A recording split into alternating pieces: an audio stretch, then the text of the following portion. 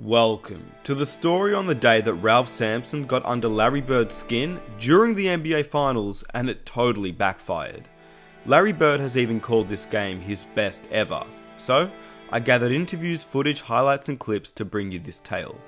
I hope you enjoy the video, and if you do, please give it a thumbs up and subscribe if you are new here and want more content just like this.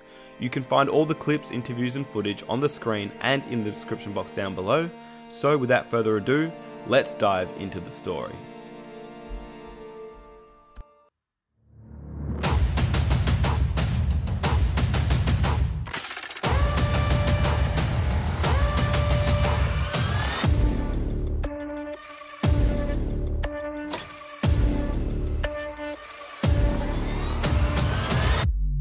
I was in Boston when you're facing the Celtics with the whole Jerry Seasting thing with the fight, and I mean that crowd was the Garden was pretty tough on you, Ralph. While Ralph Sampson played like a man possessed. By the second quarter, Sampson's wrath was fully unleashed. And now Titus grabs Sampson from behind. He was ejected for battling Jerry Seasting, a Boston reserve standing 15 inches shorter. The hallways that don't come to Boston, we're going to kill you, we're going to do this, whatever. You got death threats? You got a few threats, but we played anyway, so it was all right. Bird all but threatened Sampson, telling him to expect some hard fouls at the Boston Garden. Bird said, "Sampson and the rest of the Rockets better put on their hard hats because our fans can get nasty too. There will be a lot of contact in Boston."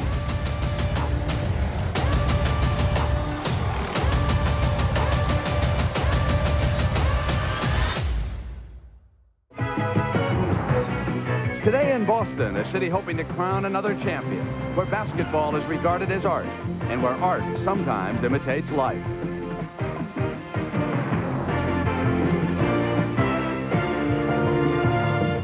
In '86 at Game 6. We get in the game, and you know how the Garden was. It just hyped up, and you're ready to play.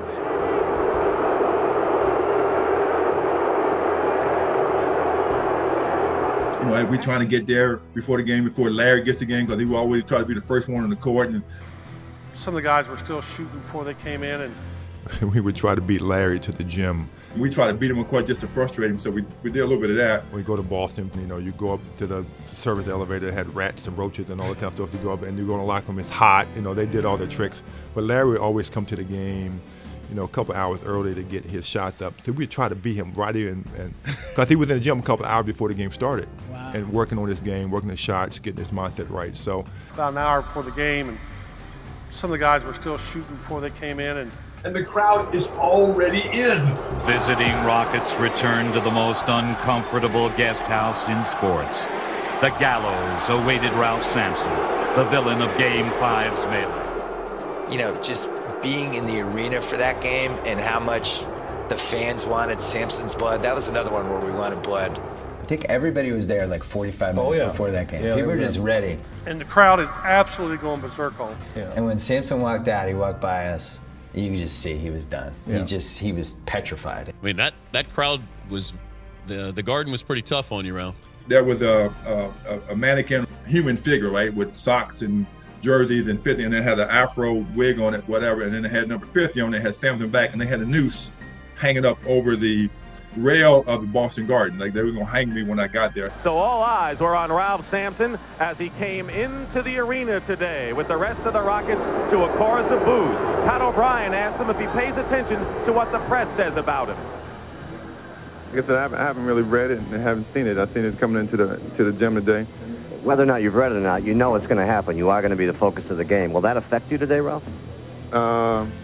Larry, it's funny, he said he was watching the news the night before and he saw a news clip, the Rockets arriving, and looked at Ralph, and basically he said words to the effect to his wife, Dinah, "I don't think we're going to have to worry about him tomorrow."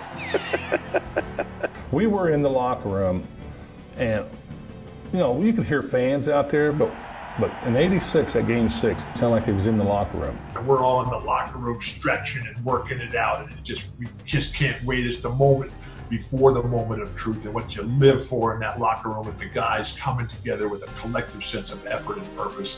And then Larry comes into the locker room and he looks at us all, and he rarely said anything collectively to the team. And I can remember looking at Bill Walton. But he looked at us all and gathered all our attention. He said, "Hey, I'm telling you, they want blood of the Houston Rockets. Them fans want blood out there. And if we don't deliver today, they're going to want our blood." And I see how they don't care whose they get. If we lose, it's our blood. If we don't win this game, they want our blood. That's how it is here. Now let's get going. Who's coming with me? Man, that place was rocking that day. I mean, it's always rocking. And in that game, Larry Bird played his self-admitted and acknowledged greatest game that he ever played. Tommy Heinsohn, after what we had in game number 5, what do you foresee as far as the way the officials will handle this game, particularly at the outset? It's going to require all their experience. It's going to be a tough game. They have to control early and not let the game get out of control.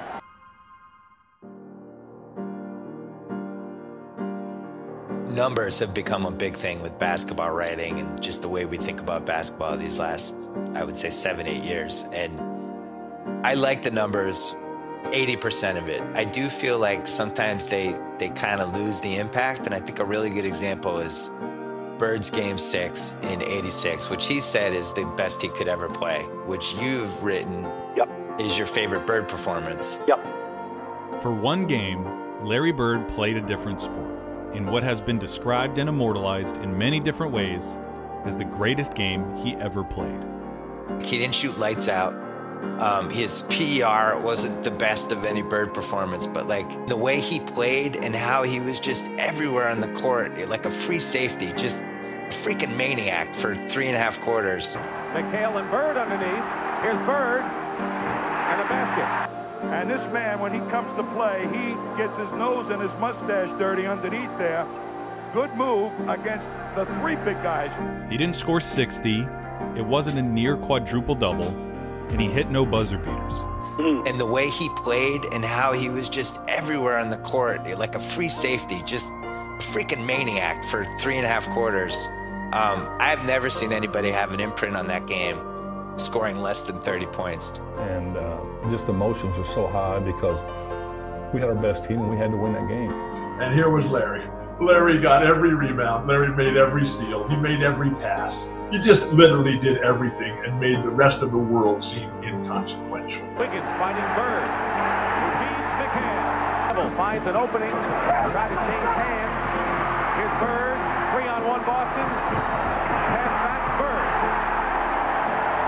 Bird. Larry Bird read every play. He read every one of the minds of the Rockets before they made a move. Disrupting passing lanes, finding his teammates, even winning a jump ball against Olajuwon. How did he get the jump ball against Olajuwon? He'll be jumping against Olajuwon and giving up a few inches, to say the least. You know, you ask yourself, he did. Ainge to Bird. Pulls up at the line.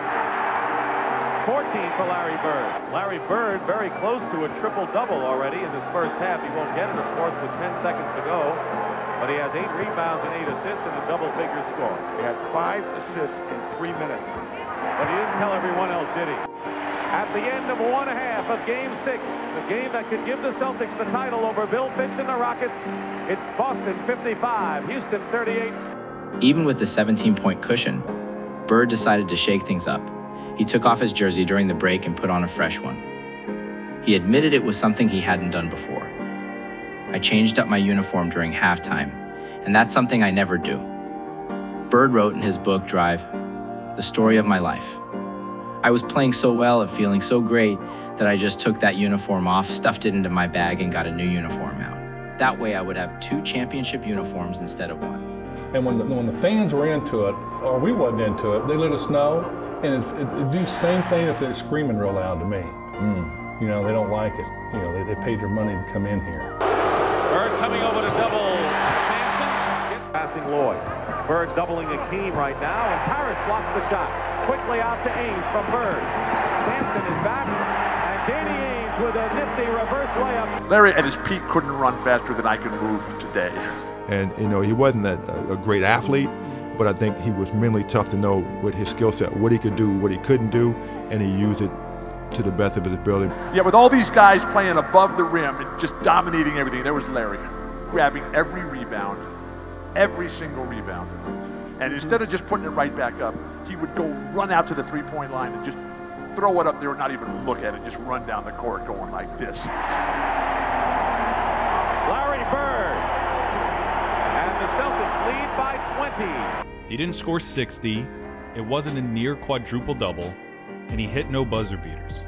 But you only have to watch the game to see that he was, in classic Bird fashion, everywhere, doing everything, at all times. At first glance, you notice his box score wasn't all that sensational.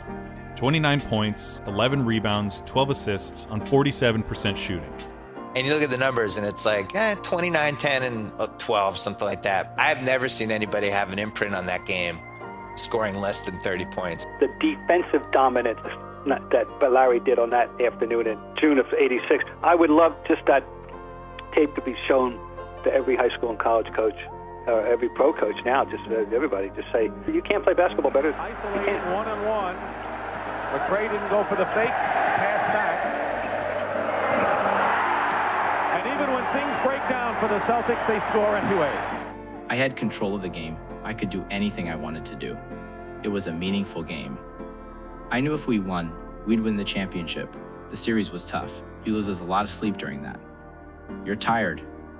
That's one game I always felt that in a big situation like that, I always performed at a high level. The Boston Celtics have done it again.